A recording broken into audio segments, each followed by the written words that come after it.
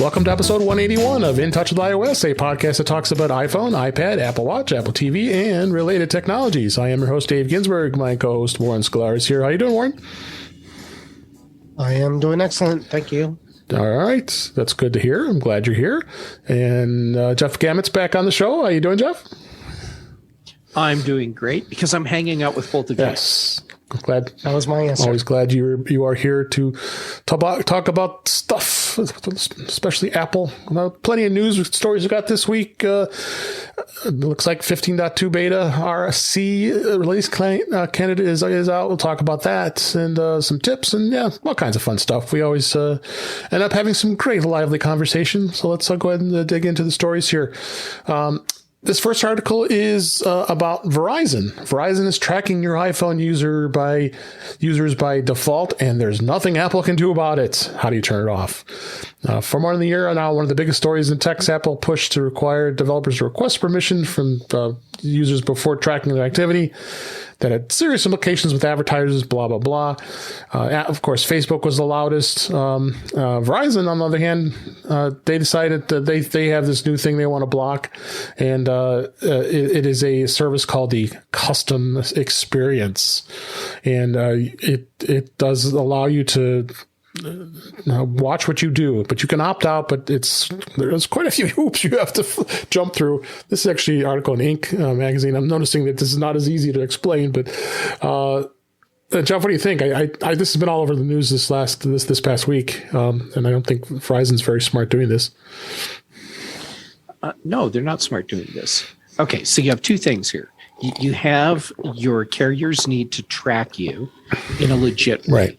Because they need to know what tower you're on, and it's just part of how cell phones work. The other part where they're just going to go ahead and exploit that for other uses and make it incredibly difficult for you to opt out of that is crappy. Yeah, and this is exactly why people hate their cell service provider. Our cable company or broadband companies do the same thing. Yep. This is why we hate our broadband companies. Yep, they sure do. And boy, you can look through some of the hoops you have to jump through here just to set your privacy settings in your Verizon account. I'm glad I'm not a Verizon customer. What do you think, Warren? I think that most cell phone companies already are tracking you anyways, to be honest with you. Yeah. They kind of know where you are by location, by the tower you're on. They know enough of where you are as it is. So I'm on T-Mobile anyway. It doesn't bother me too much, but it wouldn't bother me if I was on Verizon. I figured, they know where I am either way. So absolutely. Yeah. Well, the difference is between knowing where you are all the time, totally legit use of their network because they need to know where you are. Mm-hmm. Taking advantage of that to market to you and sell to you without giving you an easy opt-out, that part's not cool. Where does it say they're using it to advertise and sell? I thought that was one of the things they were doing. I looked through it and I don't see it, but for what I could see, there's basically it says there's a custom experience with that, but it doesn't really tell you what the custom experience gives you. So I'll look through it later, but I don't know what they're actually, it just says we're tracking, but doesn't say what they're actually doing with the tracking. Yeah. Yeah. Standard tracking, that's no big deal because they have to anyhow. Yeah. I mean, they know where you are. I mean, I don't know where in your states, but online gambling is legal in some states and some states it's not. Money. Mm-hmm. And the phone knows where you are by its tower, and that's how they will let you gamble on that. I don't know for sure, but that's what I heard. Yeah. I posted an article from Cult of Mac too, because this Inc. article seems to be all over the place trying to read through it. So, but take a look at that. Yeah, it'll give you, if you're a Verizon's customer, give you some explanations on how to opt out of any of this crazy stuff that violates your privacy, honestly. Next story here on MacObserver, Prince William's Apple Fitness Plus Time to Walk is now available. His Royal Highness Prince William is the final guest on season 2 of Time to Walk on Apple Fitness Plus. This episode, it was released Monday this week. The Duke of Cambridge discusses the importance of keeping mentally fit and reflects on a moment he was out of his comfort zone. So this is kind of cool, and I haven't had a chance to really look at a lot of these Time to Walk. I really should. I know Dolly Parton did it and a number of other celebrities. This is a really cool thing. It was part of Fitness Plus, and of course, they're bad. Not even utilizing it. I should be. Warren, do you use this at all? And what do you think? I think I wouldn't listen to Prince William normally, and I don't like to walk that much. So just having both of them at the same time doesn't appeal to me too much, to be honest. Okay, Jeff, what do you think? I think Warren's awesome. Yeah, he is. I know. I just try not to call it cracking up here, but. So I'm not using Fitness Plus. Yeah. To be fair, I probably should. You and me both. But I'm not. But still, I mean, what Apple's doing with Fitness Plus, I think this is awesome. Yeah. It's really cool, and it just helps underscore Apple's commitment to their whole fitness program. And I say that it sounds like I'm saying Apple is the most altruistic company in the world, and they're doing all of this just for our health benefits. Well, no, they want to sell us stuff. And the great thing is, in this case, what they're selling us is also actually good for us. So it's kind of a win all the way around. Absolutely. Check it out. Next story here. This was an Apple Insider. Chris O'Dowd added to an upcoming Apple TV Plus comedy series called Big Door Prize. Apple TV Plus begins filling out its cast for its upcoming comedy series, Big Door Prize, adding Chris O'Dowd from IT Crowd fame. Love that show, to its list of performers. The Big Door Prize follows the residents of a small town called Deerfield, and there's one here locally here, who one day discover a magical destiny predicting machine in their grocery store. Okay, looks like an interesting show, and I'm glad to see there's going to be some more new content from Apple TV Plus. What do you think, Jeff? Yeah, this is great. I have no idea if I'll have any interest in the show. Yeah. But it doesn't matter because Apple is building up a diverse library of content. And that's more important than making sure that I'm personally happy with every show. Yeah. I mean, although it'd be great if they did that too. Yeah. But so this is great. Well, ultimately, I would like to have them have done a remake of IT Crowd, but who am I? I was going to bring that up to him. Okay, so that would have been kind of cool too. They tried. Did you watch the first? There's a pilot. It was horrible. It was absolutely. Well, it was an exact duplicate of the first IT Crowd and overseas. US. And everybody was different. Everybody was different except for Moss. Richard, what's his name? Yeah. But Ionadek. And it was Joel McHale was down. So okay. it was awful. But that's. I would love for them to reboot that. I like Chris O'Dowd. I'm a big fan. Bridesmaids he was in. Bridesmaids. I think that was his first real thing. But he was he was in Get Shorty, the TV series with Raymond, the guy that everybody loves, and Ray Romano. Ray Romano. Yeah, so that's I might watch it. You don't have it on here too, but they just announced J-Law is going to be Elizabeth Holmes on Apple TV. I saw that too. Yeah, so, that just came out too. I am strangely attracted to Elizabeth Holmes. I am fascinated with this woman. You're just into the bad girls. She's just something about just when I saw that documentary of her faking practicing HBO. Yeah, she was faking her the deep voice, and I'm like, this woman's awesome. Like, how do you keep that up for so long? It's incredible. The whole so Elizabeth Holmes, a deep voice thing, and so I saw something earlier today where I'm sorry, who did you say is going to be playing her? Jennifer Lawrence. Yeah. Jennifer Lawrence, that's right. So, it said that it was actually going to be a team-up effort. Jennifer Lawrence is going to play her, but Patrick Warburton was going to voice her. Yeah, that's awesome. and you got to have the turtleneck. But, oh, my God. Yeah, the documentary was crazy, but I am so she is creepy and bizarre. She's going to get off, I think, this trial. Yeah. I think she's going to get off. We'll see. Anyhow. This goes to a strange device released for an iPhone here. This is a Mac Rumors. Razer launches MagSafe compatible cooling fan for iPhones. Razer today, this was this week, announced the launch of the Razer Phone Cooler Chroma, a MagSafe compatible fan that is designed to attach to the back of the iPhone. While there is a MagSafe version for the 12 and 13 model, there's also a second version with a clamp design, meaning meant for Android phones that would also work on non-MagSafe iPhones. Razer says this phone cooler Chroma has a 7-blade fan and up to 6,400 RPM, 30 dB of noise protection, and quiet performance. And it's got a Bluetooth connection too for adjusting the fan properties. And why would you need this, other than the fact maybe you're doing lots of gaming and you're going to have this big giant puck on the back of your iPhone to play a game? What do you think, Jeff?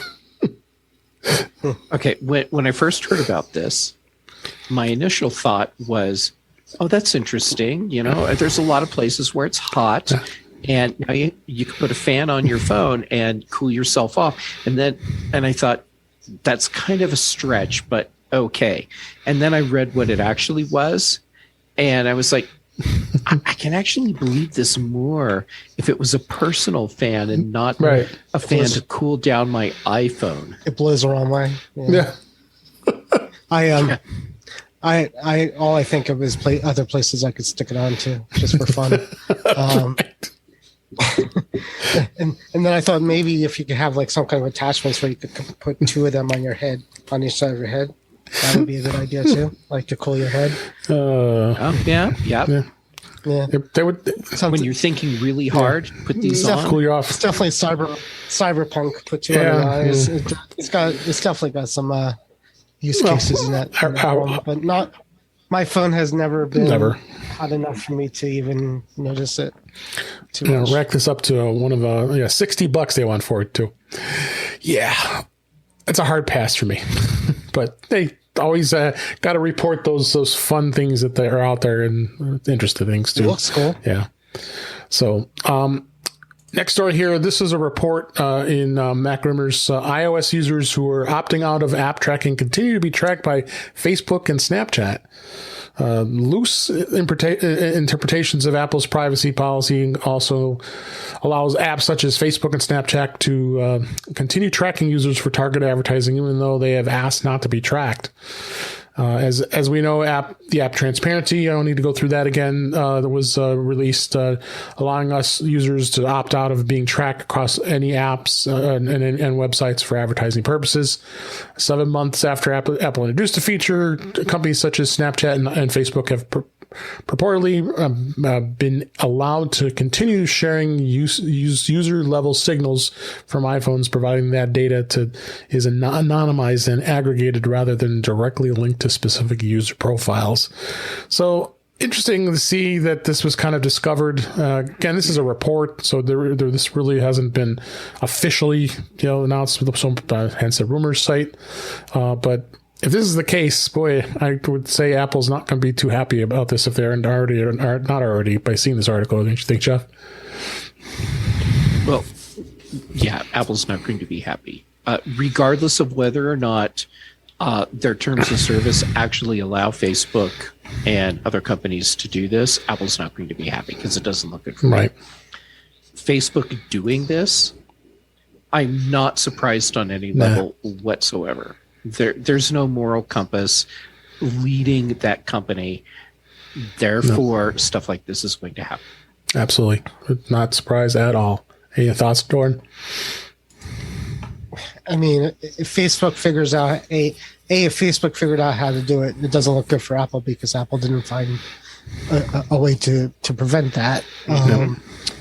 and Facebook doing it because they're heartless. No, they're doing it because they want money, and if they figure out a way to do it, other apps are going to do it if they succeed. So the best outcome would be for Apple to figure out how to make it so they can't do it at this point, because companies are kind of when Apple makes any of these kind of rules when it comes to as soon as there's a workaround, they're going to figure it out. So and when it comes to like the third-party app store, that's going to be a whole mess too, because there's going to as soon as you open things up a little bit like this or block things a little bit, if there's a way around it, everybody's going to do it. So, yep, yeah, weren't you totally right? But that does not preclude Facebook being heartless. Okay. No.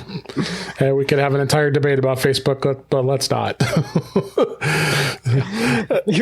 Here's a doll, Jeff. Tell me where Facebook croaks you. Yeah, that's right. Is it here? Yeah. How much time do you have? Yeah. Point where they hurt. Yeah. Ouchie. Next couple stories here, more firmware updates for devices. First one I was kind of surprised about is the MagSafe charger. The firmware is upgraded. Okay, there's firmware on a MagSafe charger cable. I would never who'd have thought, but this is actually announced today as we record this. Apple today upgraded the firmware for the MagSafe charger that is compatible with the iPhone 12 and iPhone 13 models that have the magnets inside. The new firmware version 10M229 up from 9M5069. The MagSafe charger initially came out in fall of 2020 alongside the iPhone 12 models, and I guess it's seen another firmware upgrade we didn't even know about. So, and of course, most of these updates are quietly done over the air, so we have no release notes of what it's doing. But I guess it's fixing something. Why do these come out?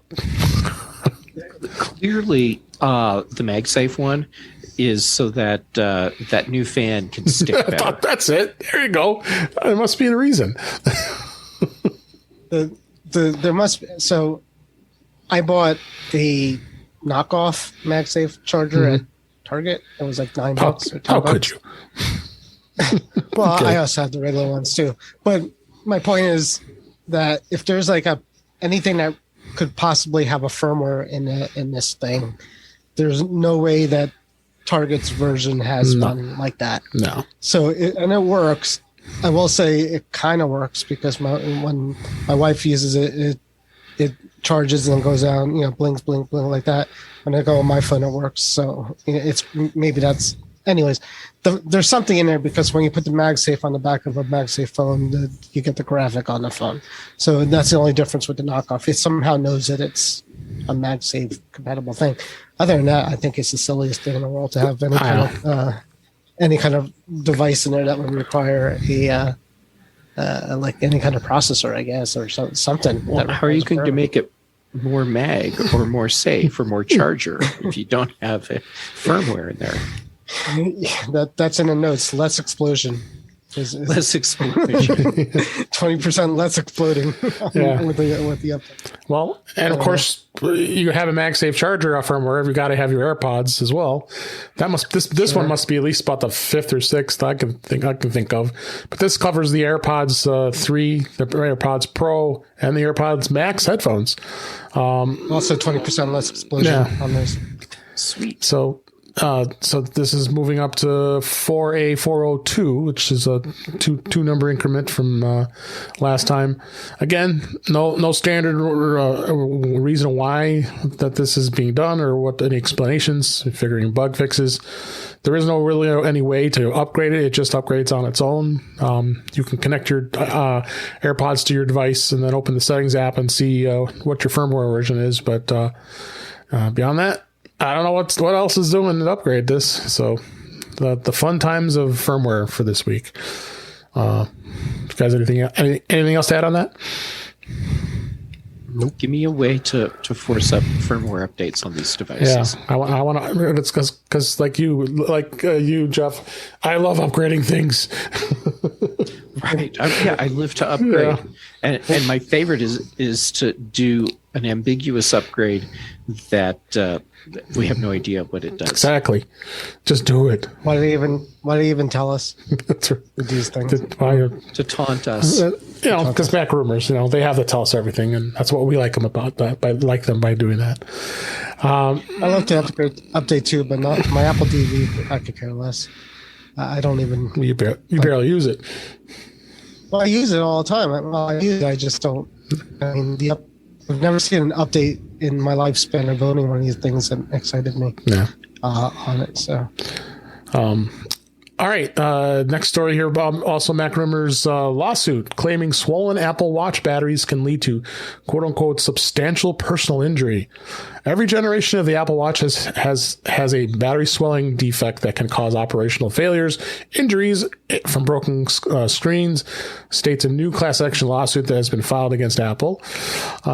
According to the plaintiffs in the lawsuit, Apple has manufactured the watch in a way that it allows the lithium cobalt oxide battery to contact the watch screen.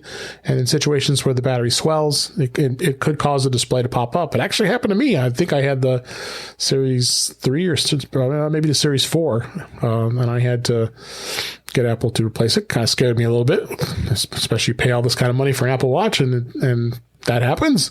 Luckily, it was under warranty. I guess the lawsuit describes a situation where a man had an Apple Watch Series 3 that saw the screen detached due to the battery swelling 3 years after the device was originally purchased, which that stinks.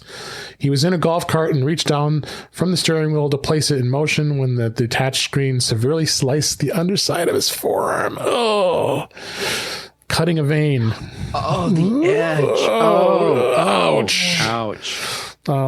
So this affects, boo. This affects all Apple Watch models except the Series 7, so I'm safe. And so is Warren. Sorry, Jeff. You're screwed.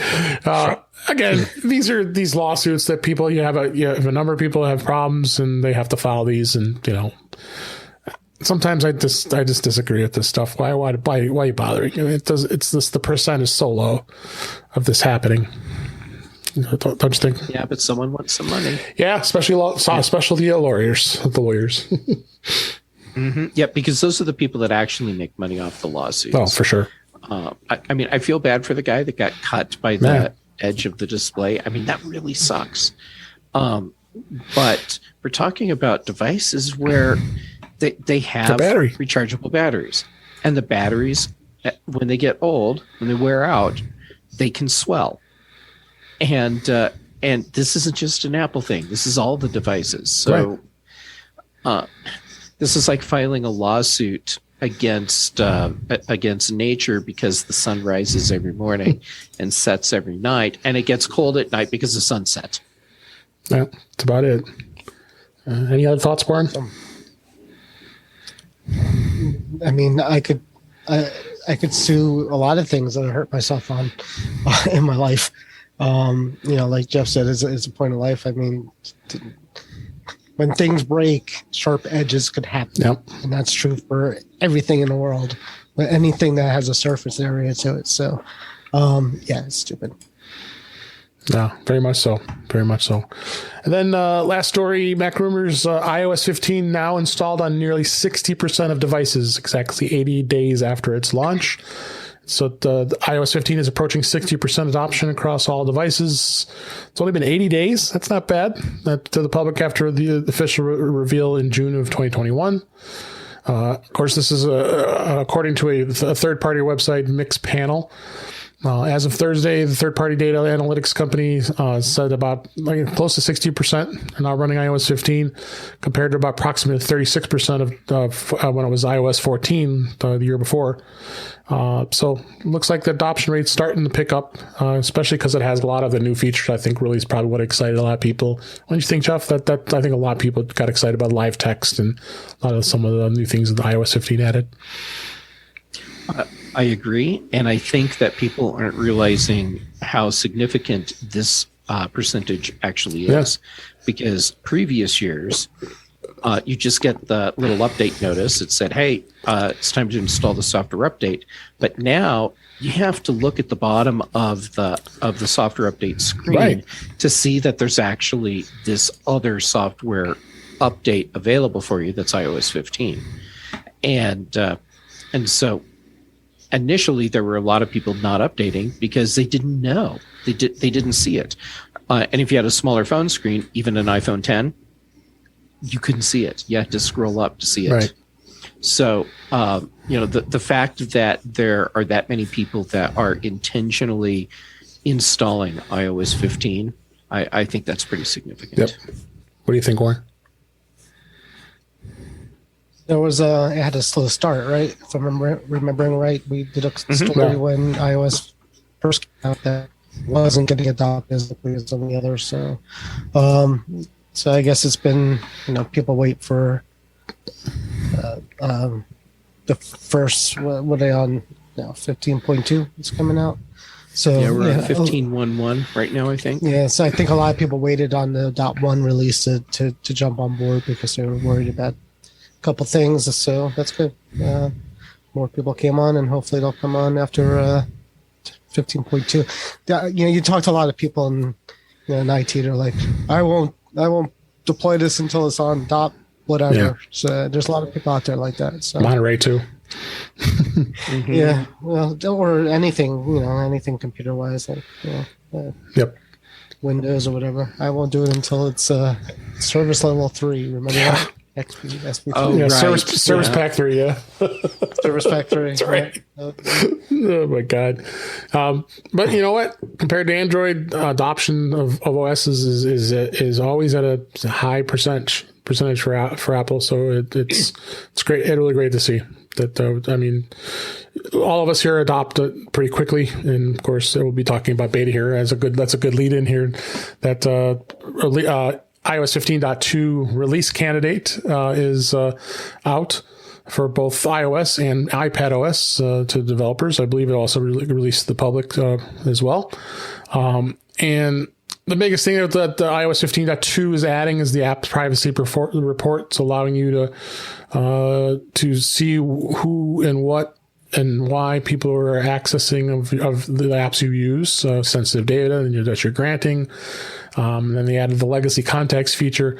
The big thing I think this is going to add is the thing with Apple Music, which we talked about in previous shows here that was announced.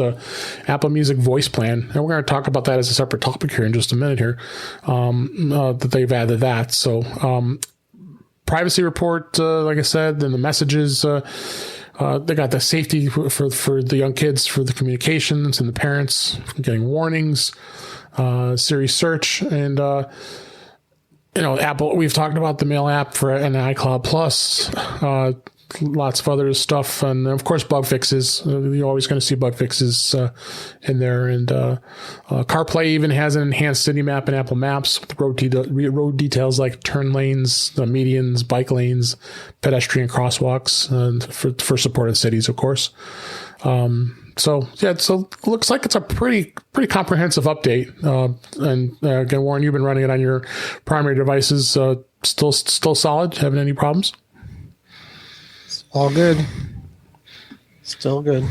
So, where's Universal Control? Yeah, that's Apple promised it by the end of the year. That's going to be MIA, and it's not. Yeah, I forgot that. I should have added that article. Universal Control across Mac, and iOS and iPad OS. Yeah, it's still. It's a good thing I saw. So I bought the iPad Pro, the 13-inch initially because of that feature. Yeah. And then I ended up trading in for the Mini. I'm so glad I did because it's never coming. Yeah, who knows? Yeah, I'll be surprised if we get the feature this year. And it's vaporware. Yeah, I'm feeling like Universal Control is kind of a vaporware thing right now. It's too buggy. They just aren't. Which disappoints me because that's one of the primary features that I wanted. Me too. In Another feature that was added with iOS 15 is the parts and service history feature. With the launch of 15.2, Apple is going to add a new parts and service history section to the settings app that allow users to see the service history of their iPhones and confirm that components used to repair are genuine. I should check that on an iPhone. I just had to replace the 10s. See what it says. Where's that? It's outlining a new support document. Users who have iOS 15.2 or later install in settings general about, and then you're able to access the parts and service history. Maybe you could see that if it's on yours, if it's been released. It says Apple will provide different information on components depending on the iPhone version. For the 10R, 10S, 10S Max, and later, including the SE second gen, you can see if the battery had been replaced. And iPhone 11, 12, 13 models, you can see if the battery or the display had been replaced. 12 and 13 models can see if the battery, display, or camera had been replaced. So there's this is kind of going along the lines of being able to support yourself and buying genuine parts. Looks like Apple's really going all out. Don't you think, Jeff? This is interesting. Yeah, it's this is not the path I was expecting Apple to take. But I mean, it makes sense from a legal strategy standpoint. Still, I wasn't expecting them to go this far with it. So they're really opening it up. Yay for us as consumers. Yeah, they're really opening it up, and iFixit's happy. A lot of other repair shops are happy that they can get hands on parts and they don't have to be an authorized reseller to do it, or authorized support center. So there's another thing that they've added into 15.2. And they also seeded Watch OS 8.3 to developers. I'm assuming, Warren, you've seen nothing. It's the same old, same old. Well, let me show you this large gaping wound on my wrist after I installed that update. Warren, if you didn't make the joke, I was going to be so disappointed. Oh, my gosh. The screen popped off as soon as I did the update. Oh, my gosh. There's so much data, pop the screen off. It didn't have enough memory and it didn't have enough hard drive space. So, yeah, better explode. No, I have not noticed a thing with it.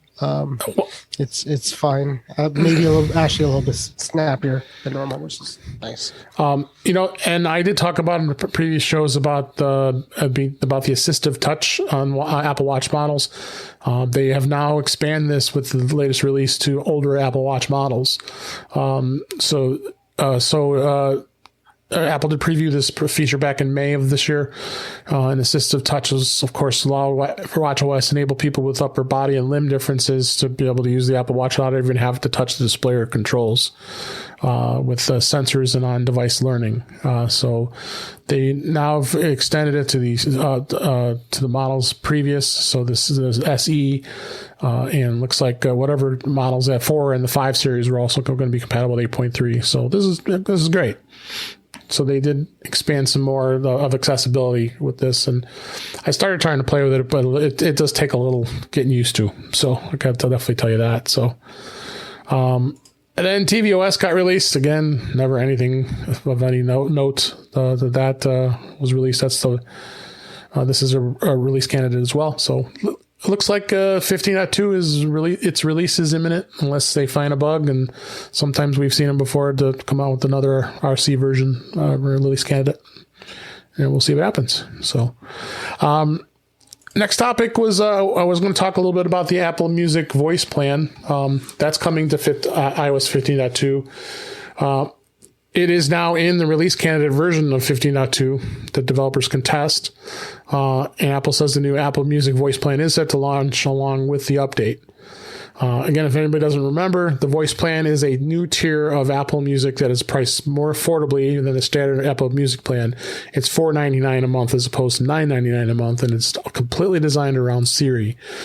With the voice plan, you'll be able to access and play songs, playlists, and albums on their Apple devices solely through Siri requests. Boy, that scares me. The plan does not allow the standard Apple Music user interface, instead offering a customized in-app experience with suggestions based on music preferences. Though the music plan the voice music plan is limited to a voice-based song playback and provides access to all Apple Music songs, playlists, and stations. So all you have to do is ask Siri. You've got to be really talented, don't you think, Jeff, of using Siri more so than ever with this plan? I love the plan is happening, Yeah. but I'm concerned about how well it's going to work for people. I mean, I talk to my HomePods all the time to play music, and I'll say things like, not just for conversation. I'm a lonely man. But I'll say things like, "Hey, S lady, play my friends list," Right. and it will come back and tell me that it's playing some album by some artist that it's completely missing what I'm saying, and I'll try again, can't do it. Try again, can't do it, and so then I have to tell the HomePod to play something else, and then later on maybe it'll work, maybe the next day it works, but I mean there's still way too much inconsistency with how the S lady handles the stuff for Apple Music. So I'm expecting we will eventually see memes like the old Simpsons meme with the kid writing on the message pad that he wants to beat up Homer or beat up Eat up Bart. Martha. Yeah. Eat up Martha is what it translated to. And then it becomes Eat Up Martha. And then so he throws in the yeah. Yeah, so we're going to have a Eat Up Martha meme thing for HomePod. Nice. Yep. There's an article here from Mac Rumors here that one of the contributors actually started doing some testing. Of note, knowing that the voice plan subscribers cannot listen to songs in spatial audio or lossless audio. You can't download songs for offline playback. You can't watch music videos. You can't view lyrics. You can't see what friends are listening to or listen on other supportive platforms like Android. So if you're an Android user, you are not using Apple Music. You can if you have the full subscription plan. It'll be available across all of the OSs, iOS 15.2, iPad OS 15.2, Mac OS 12.1. So we got to wait for the next update to Monterey here. Watch OS 8.3, tvOS 15.2. It'll be in 17 countries and regions, including the United States and many others. So it looks like they're all in with this plan. And this is definitely going to be interesting to see how it works when people subscribe and how much that they keep their subscription. Because I would find this to be frustrating. I just would want the full plan and just be done with it. Yeah, but there's a lot of people where this will actually be great. Yeah. Because all they want to do is say, "Hey, S lady, play Adele." They're not doing this. There's two groups of people out here. There's people like who want the music and are going to pay, whatever we pay to get the service, and then there's people who don't want to pay. We're kids, and they're not doing this. There's no in between. So they're either going to listen to free Spotify accounts or free Pandora accounts or torrent what they need to torrent, and this. So I don't think there's going to be many subscribers, if even any. But it's not any skin off Apple. It's not like they're losing money on it. They could come up with 5 of these different type of plans, and it's not like it's not going to cost them anything, because it's basically just to probably hit a button on their side that says, no, you get this, and that's it. So, it's not really a risk to them, but I don't think it's going to be very popular, to be honest with you. I'd be surprised. I'd be real honest. But they've proved us wrong otherwise.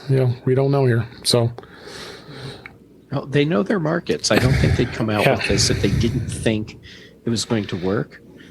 Now, that said, maybe they should have consulted with you, Warren, so that they would know not to do this. And what Apple wanted to do is do what everybody else does and give you like free Apple Music with advertisements, but Apple's not. They don't do that. They don't advertise. Right. So like, all right. So how can we get these kids that listen to this free stuff on Pandora or Spotify with the free accounts with the advertisements to kind of get into the Apple Music? All right. Well, we won't. We have to charge something, and we'll do this. That's what they're betting on. But these people are cheap, and they're not going to do it, and it's not that important to them. So they're going to stick with what they got. I think. I mean, there's no free tier of Apple Music at this point, right? There's some of the radio stations I think they can listen to. There's a few things you could do in the music app if you're not a subscriber, but I'm not sure what they are. But yeah, the way you get Apple Music free right now is buy a new computer or a new Apple device. That's right. They get like 3 months or something like that, and you get 3 months. Right. Yeah, pretty much. So, yeah. Well, we'll see how it goes. But the free would add service that Hulu has and Spotify and all these other places are where the kids are. That's where they hang out because they don't have money. Yeah. Mm-hmm. All right, let's move on to some tips here we've got for this week, and we also got an app here I'm going to share in just a minute. This was an article I found on MacObserver. Our friend Jeff Butts wrote it just a couple days ago here, or 2 days ago, as we record. Your iPhone can actually help you predict your fall risk. And like I said, he said here, let's face it, as we get older, our bodies don't work as well. I'll second that motion. That's a yeah, exactly. And we might suffer some poorer balance than in your youth and your various aches and pains that make life interesting. That's a good way to say it, Jeff. So the Apple Health app on the iPhone can help detect potential health problems, and one of them is a fall risk. So on an iPhone 8 or later running iOS 15, you can track your walking steadiness. This gives you a insight into your fall risk, so you can take appropriate measures. And then the feature is called, as I was saying, walking steadiness. It uses custom algorithms to evaluate your balance, stability, and coordination. And it'll just pop up on the screen here. And the way you set this up is you actually go in. It's not turned on by default, so you have to go in, but it's easy to enable. In the iPhone, you open up the Health app, you go into the summary, you scroll down, and you'll see walking steadiness notifications. Tap Setup, and there'll be a bunch of prompts that you just go through, and it'll show you, and it'll give you a kind of a chart to show how you were for for just like everything else. That shows across a week's time, or 6 months, or a month, or a year, how your steadiness was. So kudos to Apple for putting in another great health option with your Apple Watch and your iPhone.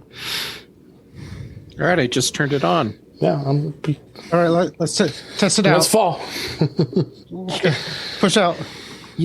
I actually tried to do fall tests with the Apple Watch when that feature was added, and I did that on I can't remember which show I did it on. Yes, but you tested it out. I tested it live on the show, and what I did was I bruised my leg falling, but I didn't fall. I didn't fall real enough. I was still too fake, so it didn't work. When I've actually done real falls, let's try it again. Totally works. Yeah, cool. I wanted to detect different types of walks you do. Like if I walk like an Egyptian, will it say walking like an Egyptian? Right. Or if I do like I do the 9 to staying alive walk, does it start playing staying alive? That would be good. That would be good. That would be. But you have to be an Apple Music subscriber. Right. This is true. So check it out. This actually, you won't be able to check it out just yet unless you have the beta version of 15.2. But when 15.2 comes out, this is going to be a really cool feature.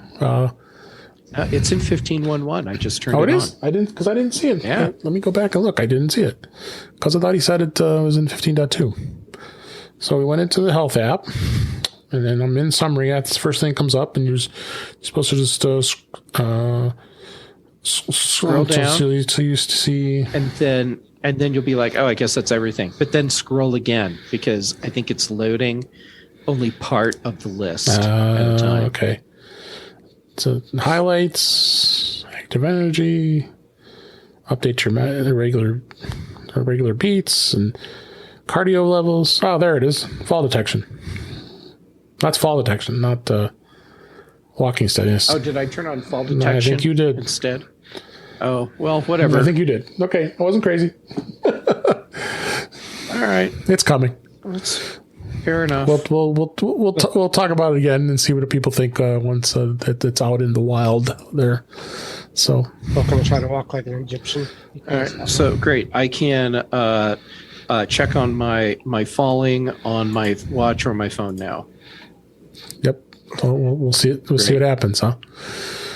All right. I try not to go into a health app. It scares me. Yeah, you and me both. I can appreciate that. You and me both. All right, let's talk a little bit about the file formats for photos. HEIC, we've talked about that many times on the show here. That's the format that Apple is now using by default on an iPhone, HEIC or HEIF, and it's not supported by every operating system. Trust me, I've experienced it. Being in tech support, trying to get a Windows machine to open it up, unless you have the third-party plugin to open it, is not a fun thing. So to get universal compatible, you might want to convert the picture to JPEG. We've got a link to an article here, an iDownload blog that actually shows a bit of a tutorial on how to do it. I'll just kind of describe what it does. And HEFC was actually developed by Moving Picture Experts Group, MPEG. Well, we've been that around for a long time. It's just it's a more high efficiency image container. That's what HEIC stands for. And it was just more of a way of compressing the photos enough that it didn't take up as much space on your device. And this started in iOS 11. And you'll know right away if the photo is HEIC or not, especially when you're sharing it with other people. Like iMessage and other apps are compatible, but believe me, you'll know when you start sharing, especially on a computer. There's a couple ways of you can do this. In fact, the first step here that it talks about converting HEIC to JPEG using the iPhone's Files app. And the way you do that is you open up the image in the Photos app, and then you tap the share icon, and then you tap Copy Photo. Then you open up the Files app, go into any location, any folder in that section, and then long press an empty area, and then tap Paste. It'll instantly convert the HEIC photo to JPEG. Now, honestly, that's a pretty fast way of doing it, because there were a lot of other ways of doing it. That's a bit of a long step there. And I forgot that you could do that. That's a great way of doing that. Have you guys done any conversions of HEIC? A lot, and honestly, most of the time, it's because I'm sitting at my Mac, right, and I need to send someone that can't open the file, right, and I've always just used Preview. Okay, yeah, you can use that. The other suggestion, they may have not done this many times, is just take a screenshot if it's not a huge importance of how the quality of the photo is. But I mean, screenshots do a pretty darn good job of taking good pictures as well too. So you could do that. There is also third-party apps, the iPhone apps using the dedicated HEIC converters from the App Store can convert those apps pretty on the fly as well. There is an app called the Image Converter in the App Store, and what you could do, it looks like it's free. That works on the iPhone or the Mac, for that matter. Well, actually, yeah, it does. It says view in the Mac App Store. I guess you can. Oh, that's right. Because it's on an M1, you probably can use it. That makes sense. Yeah. So that's a way of taking a look to see where how you can convert things using a third-party app. And then there's a number of others like Cloud Convert. I'm not going to get into some of these things. You also could go, and if you wanted to, you could change the setting in the camera app and say take pictures with JPEG going forward. So if you don't want HEIC, there's that possibility. Have you guys tried that? it lowers the quality. It doesn't lower the quality. Yeah, that's why I don't do it. Yeah, that's the only bad thing. But of course, now with the new iPhone, like the 13 Pro Max, we have RAW, the RAW format. You can really take some pretty insane pictures, and it's always best to have the highest quality picture if you want. Take a look at that. I think there's some good tips in there for people who are having challenges with getting that converted. So. Just a quick side note is you don't want to take too many pictures in RAW while you're in a room real fast. Yeah, yes, you will. It will definitely be a problem here. So, another tip here. This was our friends at OSX Daily. This actually just came out yesterday, actually. Fixing that dreaded "the message has not been downloaded from the server in mail" on the iPhone and the iPad. How many times have you seen that? Lots. Lots. So a couple of the tips it's giving here is, make sure you're online. Of course, you're online. So I don't know if that's going to be much of a good tip here. Quitting and relaunching the Mail app. Of course, we've all done that a million times. I don't know if that's really going to be something that's going to fix this problem. A lot of times it just might be just a connection issue. Restarting the iPhone or the iPad, that could tend to help. Let's get the message to load. Again, one of the reasons why does this happen? Again, there's just so many number of reasons. Like it says here, it could be a hiccup in communications. There could be a problem with the internet connection. There's any of a number of reasons. So honestly, there's probably not a really 100% foolproof way of fixing this, because it's purely, I think, more of a connection issue. Don't you guys think? It's happens to me most if you're in a Wi-Fi building and you open up a message and you're walking outside and lose your Wi-Fi around that time, because it catches the header and then it doesn't load the body and then it's stuck that way, and then you try to do so many things to get it back. Right. It's definitely a connection issue between it has enough service to get to that point, but not enough service to finish what it's doing. It's what's happening. Yeah.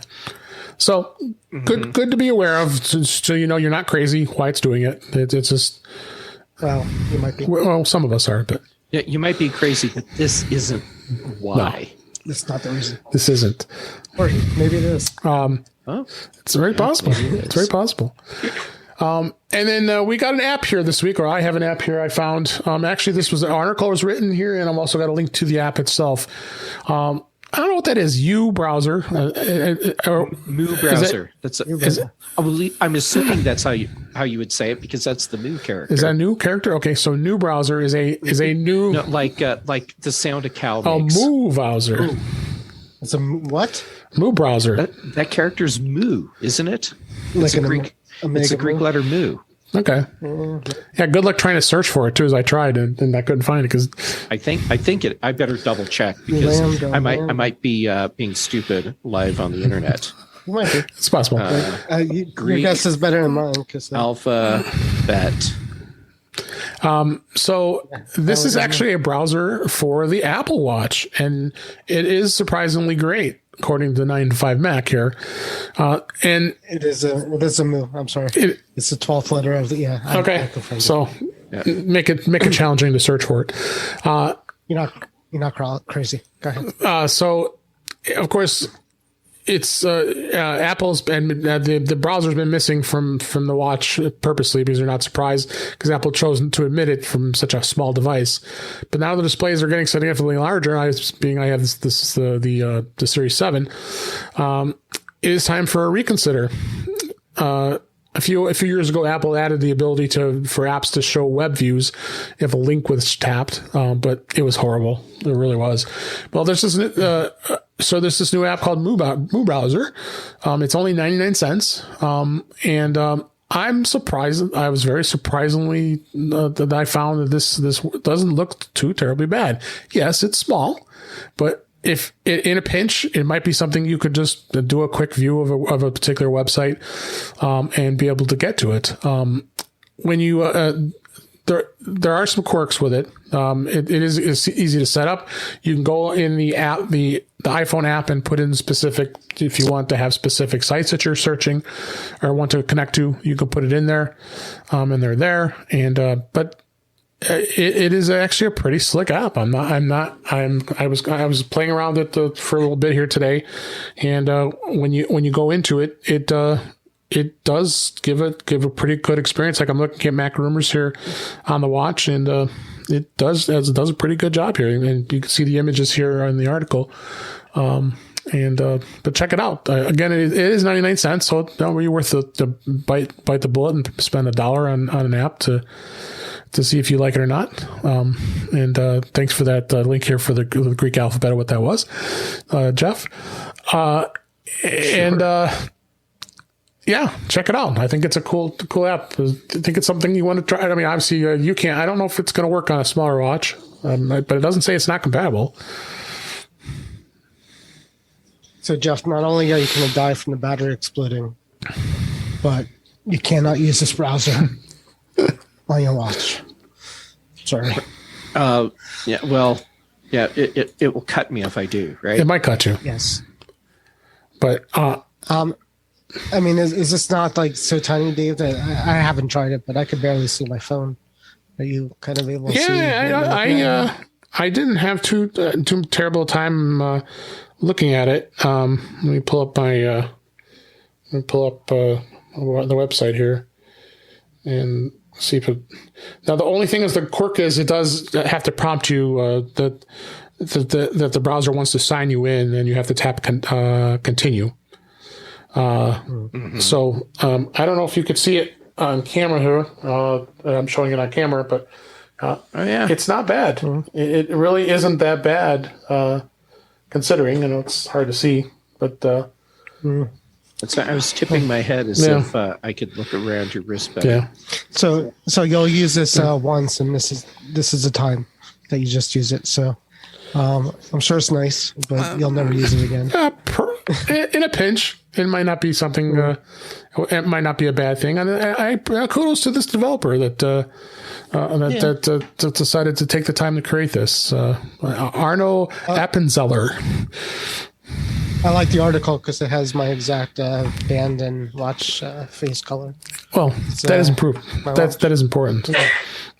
Yeah. Well, because it's the best. That green leather band and the green face is the best.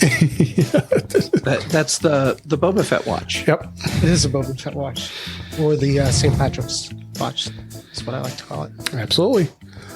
All right. Well, with that, let's go ahead and wrap things up for this week. That was a lot of stuff we went over, and I hope you enjoyed it. So let's go ahead and do a wrap for this week. Please send your comments, questions, and suggestions to our email address, feedback@intouchwithios.com. You can follow us on Twitter @intouchwithios. We usually live stream the show here on Thursday nights at 7 p.m. Central, 8 p.m. Eastern, 5 p.m. Pacific on our YouTube channel, youtube.com/DaveG65. You can also watch the past streams and listen to all the episodes. Also visit In Touch with iOS magazine on Flipboard, where many of the articles and topics we discuss are there. We have a link in the show notes. You can subscribe in your favorite podcatcher, including Apple Podcasts and many others. But better yet, go to our website at intouchwithios.com, where all the links to all the ways to listen to us are there.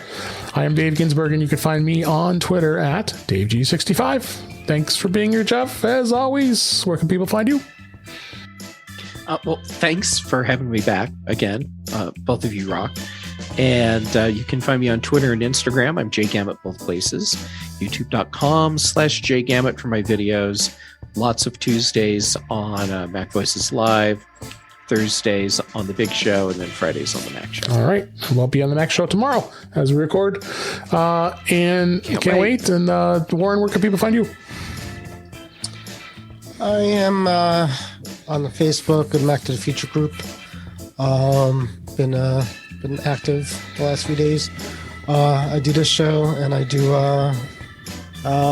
occasionally Chuck's show. I wanted to do it Tuesday, but he wasn't here. I had the opportunity because so did Patrice this week. Yeah. So maybe next week. So we'll see. Yeah.